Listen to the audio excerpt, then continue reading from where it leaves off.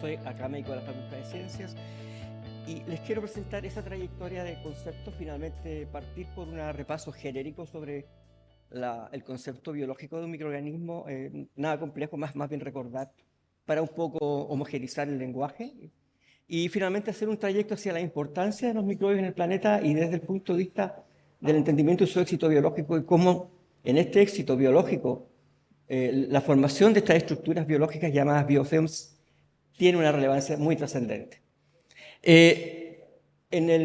Actualmente en el planeta se reconocen tres grandes reinos biológicos que están ahí como dominios. Los dos primeros, arquea y bacteria, obedecen a una organización celular procariótica, eso quiere decir que no hay un núcleo organizado. Y el dominio eucaria significa que hay un núcleo organizado, retículo endoplásmico, es decir, como están las fotos ahí, representa la mayoría de los animales superiores. Desde hongos hacia arriba estamos hablando del dominio eucaria y el dominio procarionta, que son básicamente bacterias y arqueas, están presentados como microorganismos. Los tamaños que están ahí en el lado superior izquierdo de vuestra visión representan los rangos de tamaño que entendemos los microbiólogos por microbios. Está un poco resumido porque hay bacterias un poco más grandes que los que dicen ahí, pero en promedio el 90% de los microorganismos procariónticos y muchos hongos están entre 1 y 10 micras, por ejemplo, en términos de tamaño promedio, en términos de diámetro, por ejemplo, si estamos hablando de morfologías cocáceas o bacilares. La importancia que esto tiene parte de la reflexión de que los microbios en el planeta ya tienen 3.500 millones de años aproximadamente y son el segundo componente en biomasa importante, como dice ahí, después de las plantas. Las bacterias representan, junto a los hongos, las microalgas, alrededor de 80 y tantas gigatoneladas en el planeta.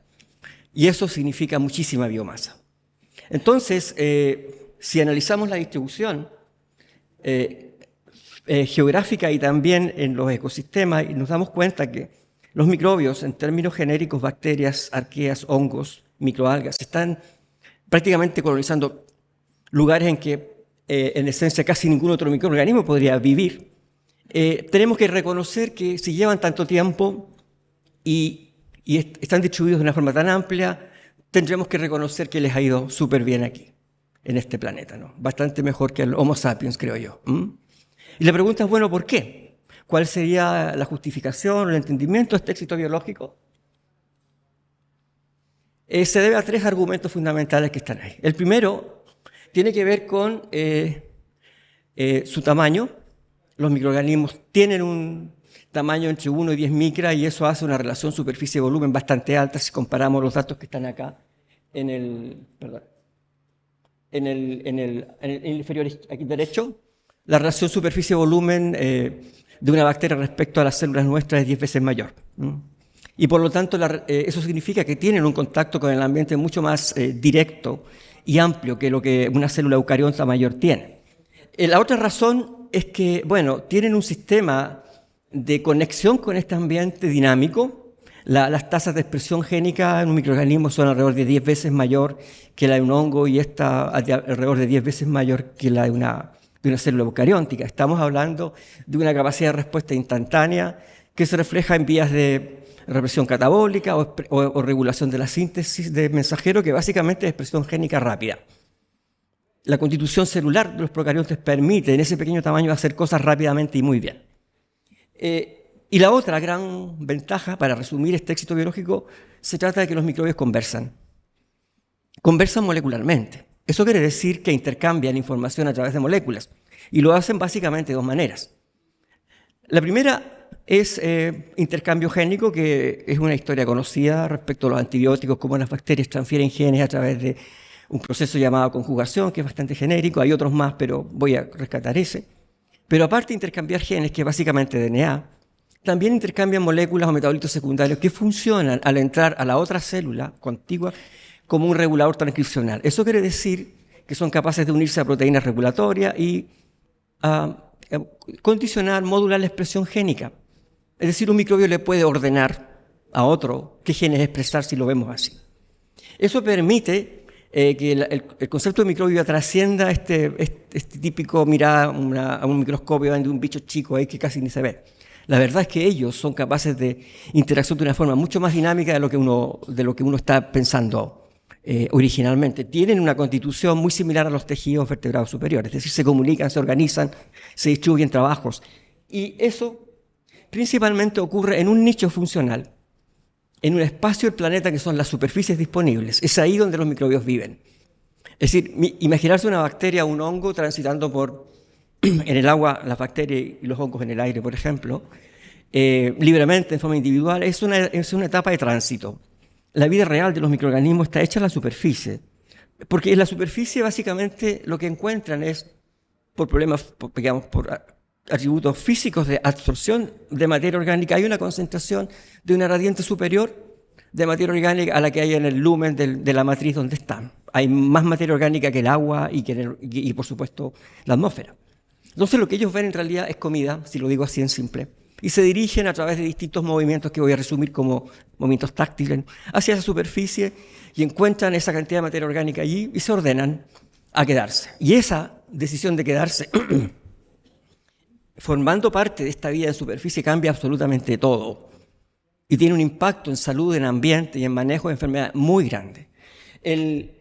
Lo que primero puedo resumir que les sucede es que hacen algo que en el fondo no hacían cuando estaban en vida, digamos, suspendida. Y eso quiere decir que hay en ese ecosistema de microorganismos adheridos una regulación de la expresión génica y aparecen fenotipos y capacidades funcionales y metabólicas que antes no tenían, solo potencialmente, que no se expresaban. Yo voy a rescatar una que para efectos de la conversación que quiero tener es la más relevante, que es la capacidad de fabricar. No sé si el puntero se ve, pero ahí abajo, ese cuadro genérico de bacterias inmersas en una matriz café de distintos colores, involucra que cada color de un microbio que está ahí puede ser un microbio distinto, por ejemplo, algas, bacterias, hongos, estoy generalizando, ¿no? Pero también va a ocurrir que un microbio monoclonalmente hablando, es decir, una sola cepa puede transformarse desde el punto de vista de su proteómica, es decir, su función bioquímica en algo muy distinto a lo que era. Y dentro de esa expresión diferencial está que aparece la capacidad de sintetizar este polímero que se llama sustancia polimérica extracelular, EPS en literatura, que está compuesto por, dependiendo de la microbiota, dependiendo de la edad, de las condiciones ambientales, principalmente se puede resumir como hidratos de carbono, distinta longitud y estructura, proteínas, péptidos, minerales, también metales, y también restos de DNA y ARN eventualmente presentes ahí. Es decir, un polímero que los microbios no fabricaban cuando estaban en vida libre nadando en el agua, pero que sí lo hacen cuando están adheridos. Y eso les confiere una potencia distinta. Es tan exitoso esto que la mayoría de los microorganismos que viven en el planeta, ¿dónde está el agua? Aquí está. Como les conté, no lo hace en el agua como uno se imaginaría, ¿no? Nadando como cualquiera de nosotros en una piscina en forma aislada, no. Viven en en superficies llamadas biopelículas o biofilms, y el 99,9% de esta cantidad de número de células en el planeta, que se calcula el número 10 elevado a 30, que yo soy incapaz de pronunciar, es la gran cantidad de biomasa microbiana en este planeta, está pegada en alguna parte.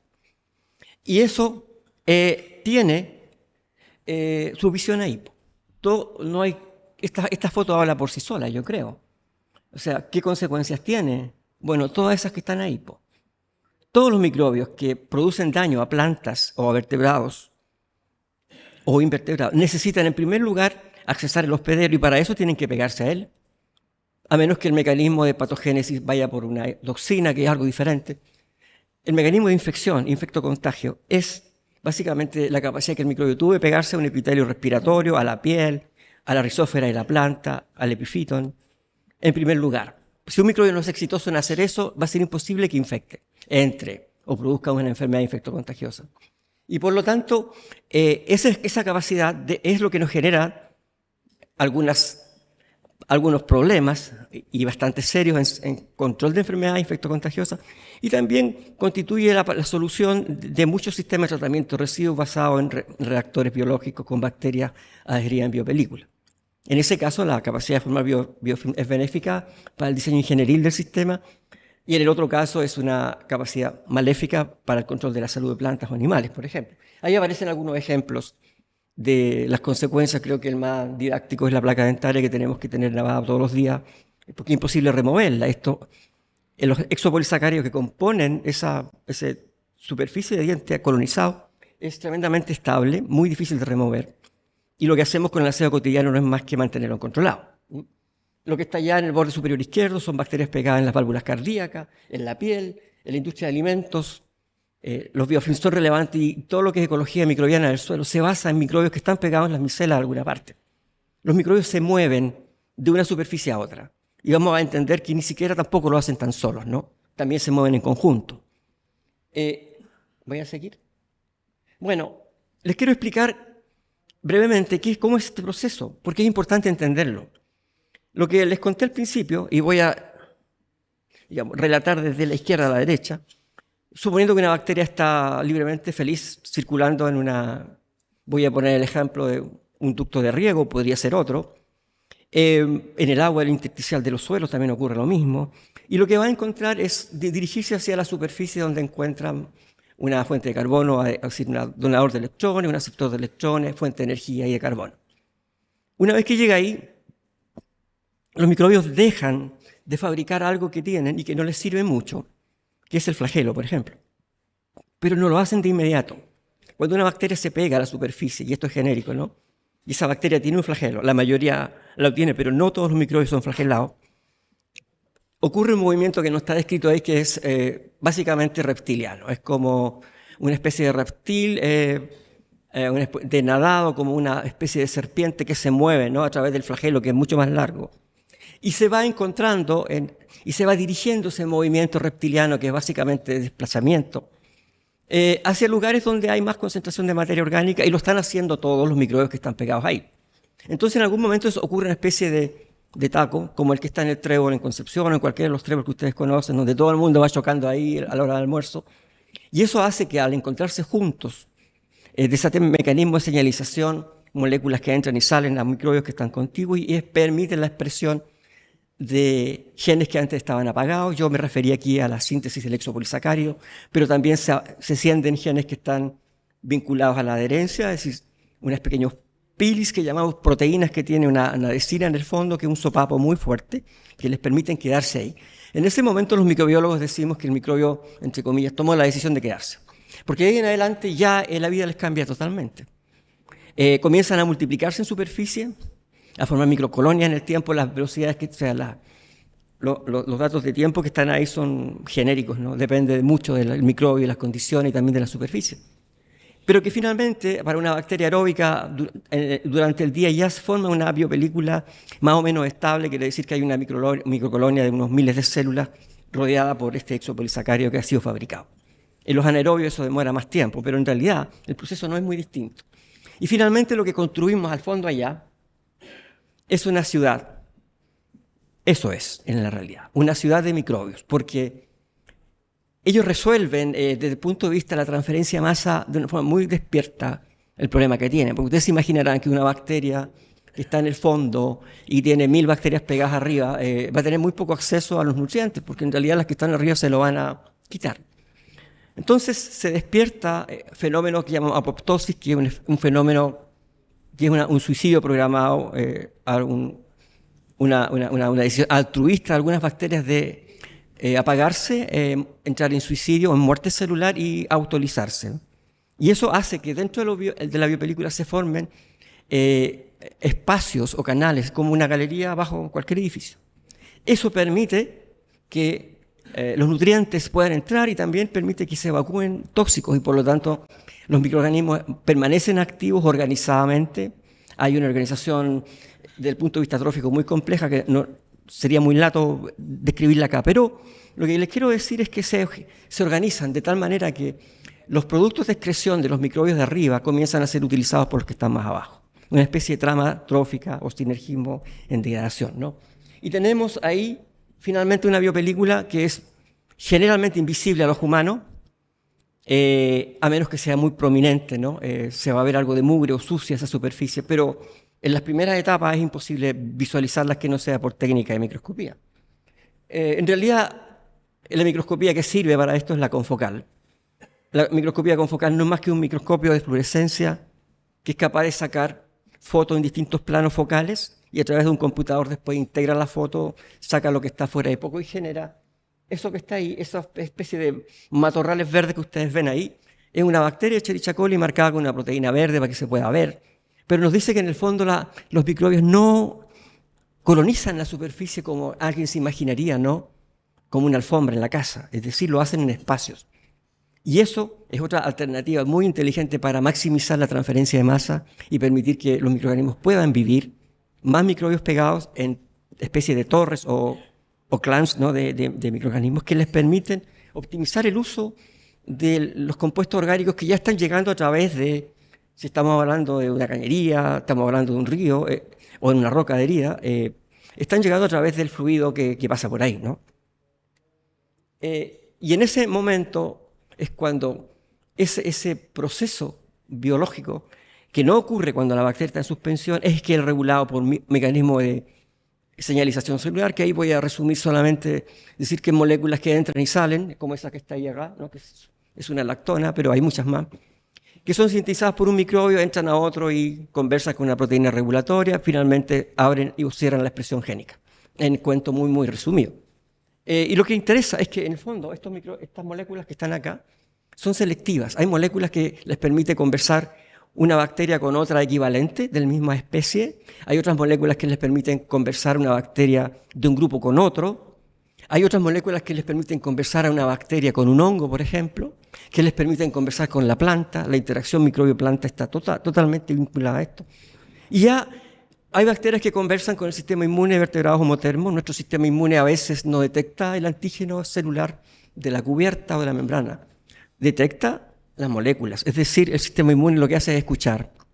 No necesariamente necesita ver. Bueno, esa evolución o coevolución lleva muchísimo tiempo y permite que estas moléculas sean selectivas, algunas y otras bastante genéricas.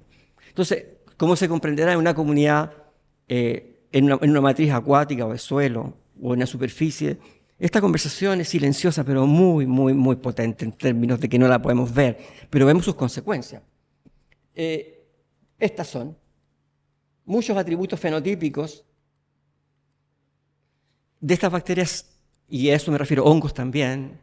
Arqueas no se han descrito arqueas patógenas más allá de las que hay en la flora vaginal, por ejemplo, o intestinal humana, y en otros vertebrados homotermos también. Pero lo que Ayer está diciendo que en el fondo la capacidad de daño de un microorganismo se despierta cuando se pega. Es decir, un microorganismo pegado es más dañino porque cuando está pegado, esta comunicación celular hace que se expresen genes de virulencia que en su vida planctónica no tenía expresados. Entonces, el peligro de que se formen desde el punto de vista de la sanidad ambiental de plantas humanas son esas capacidades de las biopelículas que hacen en el fondo que los microorganismos adquieren una capacidad de daño que antes no estaban expresando. Hay muchos más otros fenotipos. Por ejemplo, esa foto que está ahí, les presento siempre la misma, que representa una comunidad heterogénea de microbios rodeada por este polisacario. Como impone esta restricción a la transferencia de masa, ahí abajo hay unas tasas de transferencia, yo marqué en amarillo aquello que importa, para que se den cuenta lo complejo que es el intercambio de materia, porque está bastante controlado por la matriz que es bastante fuerte, densa y que está muy, muy hidratada. Es decir, la matriz en general tiene, por ejemplo, una carga neta negativa y todas las moléculas que tengan carga positiva van a quedar atrapadas, les va a costar entrar y el tamaño también reimporta, las moléculas grandes puede que no entren bien. Y vamos a ver que los biocidas tienen y los antibióticos tienen ese problema, pero este diapo está hecho para entender que en esa gradiente de espacios que no son más de 100 micras se forma una caída potencial, un redox muy fuerte, porque el oxígeno tampoco puede, digamos, difundirse fácilmente. Entonces, las bacterias que están en la superficie de este constructo social microbiano son las que usan el oxígeno y, por supuesto, hacia el fondo de la biopelícula va a entrar CO2 o algún producto de fermentación. Entonces, las que están más abajo ya no usan oxígeno como aceptor de electrones, empiezan a usar el nitrato, después pueden usar el manganeso, el fierro, también el sulfato. Esas bacterias son básicamente anaerobias, están en el fondo y son la autora, digamos, predilecta de la corrosión biogénica en superficies colonizadas. Y se genera toda una dinámica de aceptores y donadores de electrones que van entrando en una dinámica de optimizar la génesis de energía, ¿no? Y les permite a este sistema ser, desde el punto de vista exitoso, tanto en biomasa como en resistencia y resiliencia a las condiciones ambientales. La más grave para nosotros es que dentro de este, digamos, alternativa, dentro de este panorama de moléculas que son complejas, están todos los antibióticos y los biocidas. Para matar una bacteria que está pegada, y mucha literatura lo dice, se necesitan aproximadamente 1000 veces más la concentración de antibiótico que se necesita para matar la misma bacteria en condiciones planctónicas. Eso quiere decir que los biocidas sí son un problema. Y por supuesto, removerlos y matarlos es un problema bastante complejo. En primer lugar, los antibióticos no tienen acción, no tienen efecto porque no son capaces de entrar a la biopelícula. Y finalmente dejan microorganismos activos, ahí aparecen algunos mecanismos de acción. Aquí tenemos el efecto, por ejemplo, de la temperatura, bueno, la temperatura. Hay una clasificación de bacterias ahí y de biopelículas en función de la temperatura, que estoy mostrando solamente aquellos círculos que son rojos para decir que hay biopelículas que realmente toleran temperatura, termófilas, estoy hablando sobre 70, 80 grados, y otras que son, al fondo, ciclófilas, que son muy fáciles de remover con la... y dentro de este fenómeno, tanto la temperatura como las fuerzas de corte hidráulico hacen que los microorganismos se desprendan. También ellos revierten el fenotipo y se pueden desprender. Y eso genera un problema bien importante, porque al limpiar o sanitizar superficies, lo que se puede hacer descuidadamente es remover biopelículas para que se vayan a colonizar áreas diferentes del mismo sistema. Y lo que es más drástico y peor es que salen en un fenotipo programado de biopelícula. Eso quiere decir que salen con los genes activados del fenotipo de biopelícula, y dentro de genes está la capacidad de hacer daño, por ejemplo. Si es un patógeno vegetal o humano, esa clúster que se desprende es mucho más dañino que la bacteria única y sola, en condiciones aisladas, ¿no? Bueno, ahí tienen todas las consecuencias en industria, salud, en ambiente, que no es necesario ahora distinguir mucho porque ya se están presintiendo. Y en ecosistemas de red, tanto agua potable como de riego, es básicamente lo mismo. Las bacterias se pegan en la superficie de estos ductos y se forma un microbioma tan auténtico y tan especial como el microbioma que tenemos todos en nuestro intestino. Las redes de circuitos de agua son reactores biológicos inevitablemente. Se pegan las bacterias, aunque usemos biocidas, se van a quedar pegadas muchas, van a hacer su metabolismo, pueden consumir compuestos, pueden producir otros, pueden retener metales pesados, por ejemplo. Y en los esfuerzos de corte, de variación de presión, esa red puede desprender microbios que van a ir finalmente a parar al flujo al agua que llega al suelo y a la planta. Todas las redes de agua potable o de riego tienen ese problema. No hay materiales diseñados en este planeta que permita decir aquí no se va a pegar nada, porque hasta en los plásticos las bacterias se pueden pegar. Y por lo tanto el problema es que esa red, cualquiera sea el diseño que tenga o el material que tenga, finalmente va a funcionar como un reservorio de biopelículas de distinto tipo, y dentro de ellas van a haber bacterias que son inocuas para la salud de las plantas y otras que son perjudiciales. Bueno, se han hecho muchos trabajos sobre biopelículas en redes de agua potable. La literatura habla de grupos de arqueas, de bacterias. Las gram negativas se llaman beta-proteobacterias y ahí está Pseudomonas. Hay otras bacterias como Agrobacterium que también son patógenos de la vid, por ejemplo, y también se han descubierto que están en el agua y que no venían en el agua original de base, sino que se colonizaron en la red, dentro del ecosistema microbiano que se formó ahí. Y por lo tanto, para terminar, el entender la tríada epidemiológica, que es la manera en que los fitopatólogos comprenden la diseminación de enfermedades infectocontagiosas, donde hay un actor que es el ambiente, un actor que es la planta y otro actor que es el microbio, comprenderemos ahora fácilmente que las biopelículas son un excelente actor en la parte ambiental porque constituyen un reservorio inevitable, muy difícil de manejar y de controlar, de microbios patógenos para vertebrados y para plantas, porque esto funciona de forma genérica. Y en la vid, todos estos microbios que están ahí, hongos y bacterias, que ustedes conocen mejor, Todos se han detectado en redes independiente de la tecnología, independiente del material, se han detectado en biopelículas residentes en redes de riego. Es decir, ahí está la conclusión final de toda esta pequeña conversación. Es decir, si bien nos preocupa el tema de la cantidad de agua en el planeta, no debemos descuidar la calidad.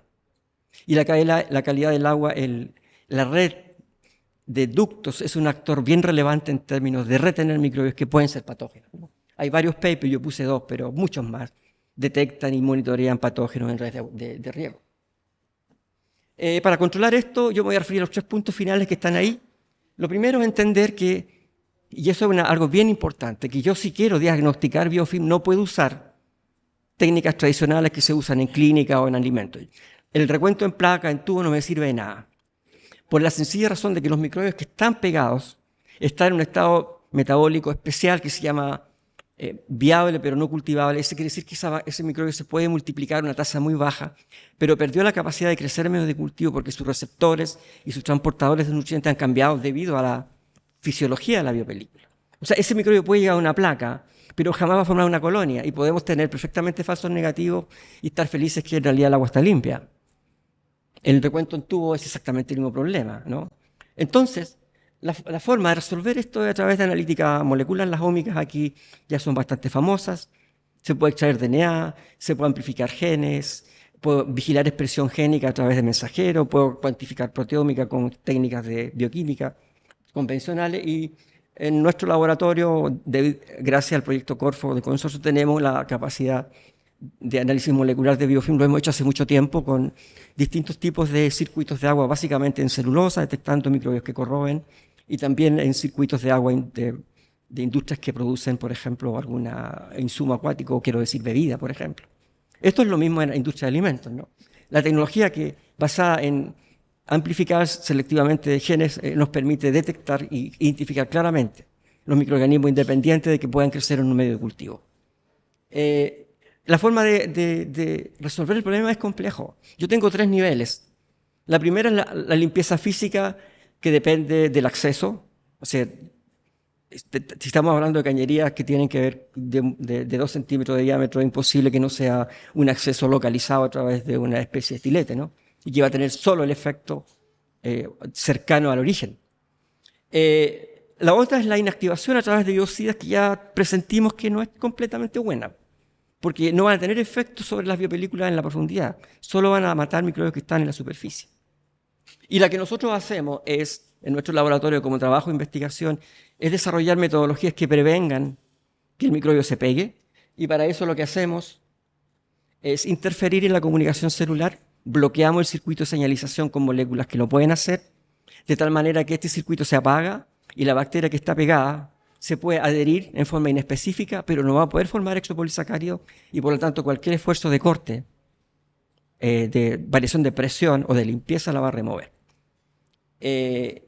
Y tenemos el ejemplo de abajo, eso se ha ensayado ya en acuicultura con relativo éxito. Y tenemos microorganismos que producen interferencia porque los microbios en el ambiente compiten y unos hablan y otros hacen callar, ¿no? Un poco hay microbios que interfieren con la conversación de otros y nos aprovechamos de esa competencia para desarrollar bioproductos que tengan capacidad de controlar biofouling en redes de agua potable y en redes de cañerías, ¿no? Bueno, es lo que le querías contar. Esto no fue un relato de resultados, sino que más bien provocaba una reflexión de lo que significa una red de riego y lo que implica que se considere conceptualmente como un reactor biológico que contiene biofilm, dentro de esos cuales pueden haber hongos patógenos, bacterias patógenas. También se describe que los biofilms son reservorios de virus que pueden atacar a la vid. Hay varios trabajos de eso. De tal manera que al vigilar la cantidad y la composición, si estamos agregando nutrientes a través de las redes de riego, también estamos estimulando indirectamente la actividad de los microorganismos. Algunos de ellos pueden sintetizar toxinas. Seguramente conocéis la importancia de las cianobacterias en eso, que son microbios que se pueden pegar, formar biofilm en ausencia de luz, son fotoheterótrofos, pueden vivir con materia orgánica y sintetizan toxinas que son letales para el hígado y también para la productividad de los fotosistemas de las plantas. Es decir, es un escenario inevitable en este planeta de controlar. Y el propósito de mi conversación acá era, en el fondo, despertar un poco la relevancia de reflexionar sobre la calidad del agua, que también se transforma en los mismos sistemas de riego que estamos usando. Muchísimas gracias por la atención.